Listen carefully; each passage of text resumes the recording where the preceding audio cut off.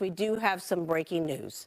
Former FBI Director James Comey has been indicted by a federal grand jury. Comey charged making a false statement and obstruction days after President Trump urged the Attorney General to pursue criminal charges against some of his political opponents.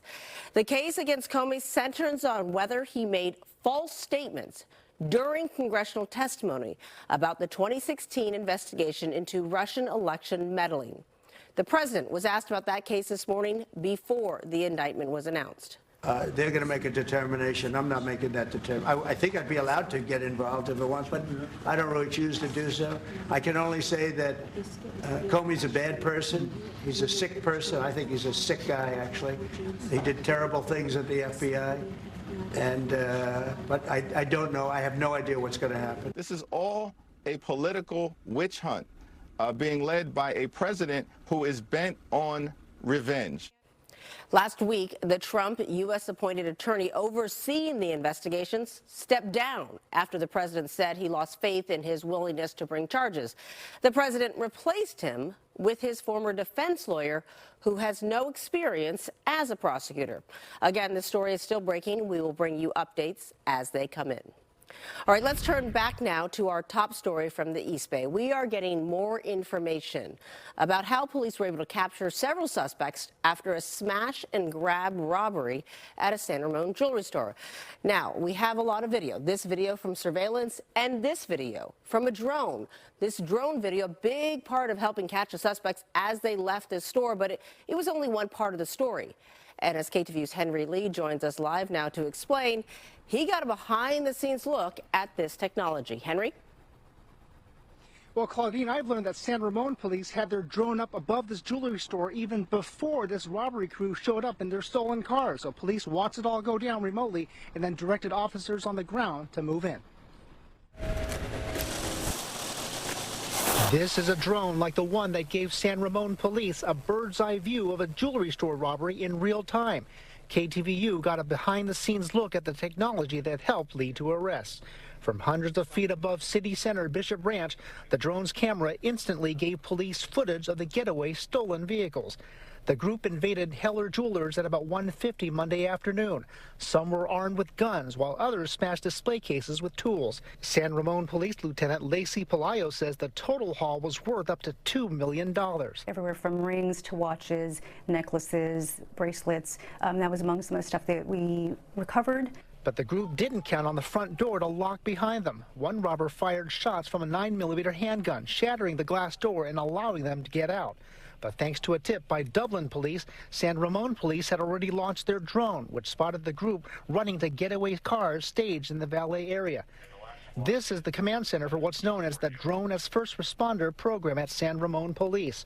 This was where Sergeant Todd Feinberg, sitting at the console, as well as another officer out in the field, controlled the drone at the time of the robbery. Our drones are quiet enough, and they just don't know they're up there. We're able to zoom in and capture the footage that we did and get the situational awareness to our officers responding. The drone footage and work by San Ramon, Oakland, and Dublin police led to some arrests. We are going to work on identifying the other individuals who are outstanding and obviously complete this entire investigation. At a rally Thursday, Dublin's mayor and activists praised police but warned these robberies are happening across the Bay Area. What happened recently actually shocked our mind about the safety of our area. Crime is not geofenced. So crime that is resulting from criminals coming out of the areas of Oakland trying to get the low-hanging fruit from other adjacent communities. Police tell me they're grateful to see the fruits of their labor with their drone program leading to arrests before all the suspects could go to ground. Now, I've learned within the last few minutes, Contra Costa County DA's office has filed robbery and conspiracy charges against 3 men there. Ira Austin, who's 19, and 2 brothers, Jimmy Ray, who's 27, and his older brother, Michael Ray, 31. I learned that the younger brother, Jimmy Ray, pleaded no contest to robbing a TV news photographer of his camera in Berkeley back in 2020. Live in San Ramon, Henry Lee, KTVU, Fox 2 News. And I know, Henry, as you said, they're still searching for more suspects in connection with this robbery, but I would imagine imagine it's really important as well to get the message out that they have this drone technology to help them catch people in order to try to deter people from wanting to commit these kinds of crimes in the future. Yeah, absolutely, Claudine. On top of store surveillance, you never know who else is watching. So there could be drones up above you or following you some way. You just don't know until it's too late. Yeah, anything that stops these from happening again, I think would be very welcome for communities and businesses as well. Thank you, Henry.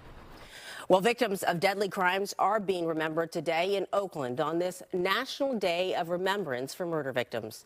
Families of homicide victims gathered outside of Oakland City Hall, and some are calling for more severe sentences to be handed down for people convicted in homicide cases. And some say the cases involving their loved ones have gone unsolved for years. More needs to be done here in the city of Oakland to stop the violence, to reallocate funding, to utilize the money differently in ways that will help to solve these crimes. So far this year, there have been 41 homicides in Oakland. According to recent FBI data since 2023, nationwide, approximately 42% of homicides have gone unsolved. And federal investigators are releasing more information about the suspect in the deadly shooting at a Texas ICE facility. As Fox's Nate Foy tells us, investigators say the suspect carefully plotted the attack and specifically targeted ICE agents. We have been able to confirm that Jan legally obtained an 8mm bolt-action rifle he used in the shooting in August of this year. Based on our investigation to date, we believe Jan acted alone. Investigators sharing compelling new evidence Thursday about what led up to a deadly shooting at an ICE field office in Dallas. In significant high degree of pre-attack planning. He searched for information about the office building and how to track ICE agents' locations. The FBI executed a search warrant at the suspect's home Wednesday and found a collection of notes inside. A game plan of the attack and target areas at the facility.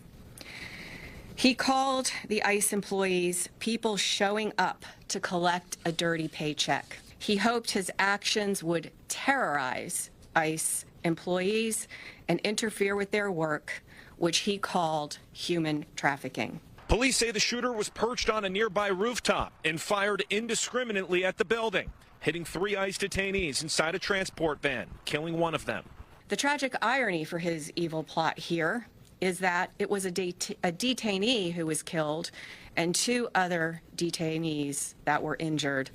President Trump on Thursday blames certain Democrats for divisive rhetoric. Radical left rhetoric.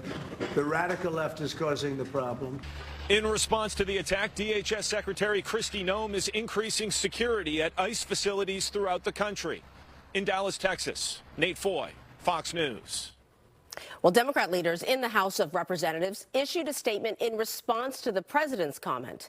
It says in part, quote, the political and ideological motivated violence in America has reached a breaking point this year.